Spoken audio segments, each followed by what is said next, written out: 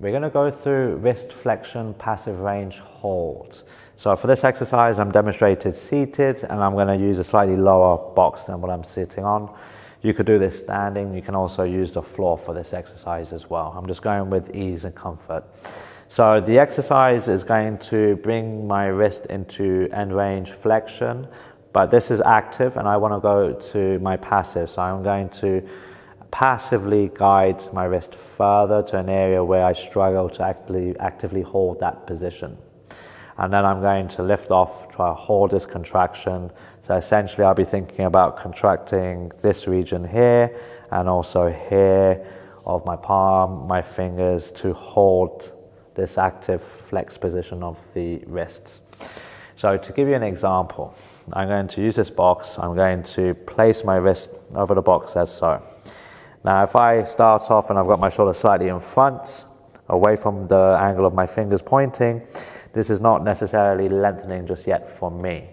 So if I was to try and actively flex the wrist, I can actually come off the box a little bit.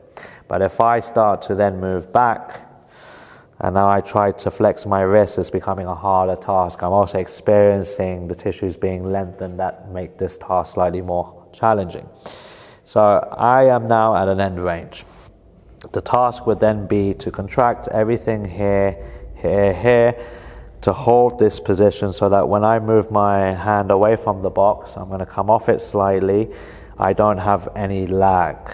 So as I come off, I'm trying my best to hold this static position, okay, for a prescribed amount of time. What I'm not wanting to happen is this. I'm coming off and there's this lag of the wrist moving into extension before I get to a position that I can hold it. So you're really trying to minimize that little lag that may happen. Now we can get a little bit more specific, because as I set up here and I lengthen, okay, I can manipulate particular joints to challenge a little bit more the task. So I could change my elbow pitch, so turning it in versus turning it out will change what's being lengthened, what's being shortened here. So then when I perform the task, it will feel quite different. I could also opt to maybe bend the fingers. So if I curl the fingers, again, this is a way of lengthening this whole region here. And I can try to hold that effort of curling my fingers, contracting my forearm as I then come off the box.